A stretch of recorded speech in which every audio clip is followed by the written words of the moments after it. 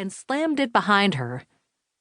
"I've created a monster," I said to the room, and the room did not disagree with me. A persistent buzzing reminded me I hadn't unmuted my phone when I woke alone at dusk. Swiping my fingers across the screen, I exhaled long and slow. "Yes?" Did I call it a bad time? Reclaiming my seat at the desk, I couldn't fight the smile forming. "Midas." Are you too busy to talk? "No," I rushed to reassure him. "Just grumpy. I haven't had my cafe mocha yet." Bishop running late? Normally, he would have beaten down the door, grumbled about getting a key, and caffeinated me by now. "I haven't heard from him," I admitted. "I've been in a business meeting with Remy." Amusement dripped through his voice. How did that go? "I have a hand cramp from signing papers for various business ventures, but I learned she's been forging my signature, so I can't imagine that will ever blow up in my face." I lowered my forehead onto the desk. "How's your night going?" All quiet on the Western Front. Laughing softly, I shut my eyes. "I'm about to head to HQ. Need something before I go?" We were short one beating heart for Natisha, but the Witchborn Fae Coven wasn't making it easy on us to complete our collection. That worked in our favor, as I had yet to hit on a way to keep the viable hearts out of Natisha's hands while still fulfilling our end of the bargain with her. I patrolled each night until I limped home with nothing but blisters to show for my efforts. The sight helped, but it hadn't given me any insight into where they laired.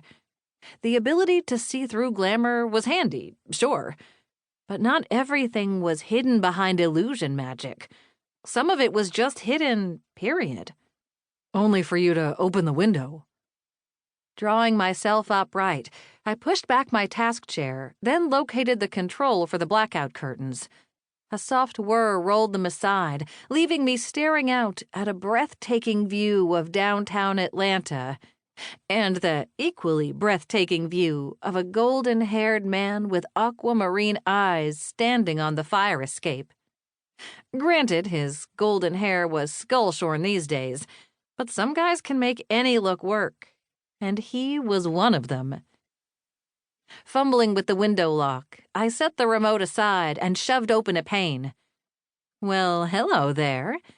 Join me for breakfast? He gestured toward our outdoor nook, where chocolate croissants in a glassine bag sat on my chair. A tray with 2 cafe mochas and 2 black coffees rested on the small table, and a container stuffed with crispy bacon rested on his chair. I have a few minutes if you do. "For chocolate? I mean, you. I will make time." I appreciate it. He took my hand as I stepped out onto the coarse rug. "How is it you're here?" Mom is a big believer in early to bed, early to rise. We wrapped up our weekly security check-in around the time your alarm went off. He waited for me to sit before joining me. I'm done for the night. A tiny thrill zipped through me that he might patrol with me later. "What about post assignments?" Ford is handling it. I dug in, and I groaned as the flaky pastry melted on my tongue.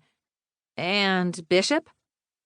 A slow grin spread across his mouth, and I knew my guess was right. He was the reason Bishop was MIA. I heard a rumor he's too busy 3D printing various weapons to notice you're not on the roster tonight. Where did he get a 3D printer, I wonder? Who knows? Midas played innocent. But he seems happy about it. The ability to print whatever popped into his warped mind would entertain him for hours, if not days. This scheme of Midas's explained why Remy had waylaid me at dusk with hiking Mount paperwork, too. She must have been tasked with keeping me busy until Midas arrived with food. "You seem to have everything planned out."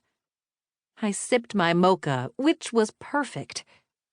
"Now that you have me all to yourself, what do you plan on doing with me?" A crimson sheen rolled across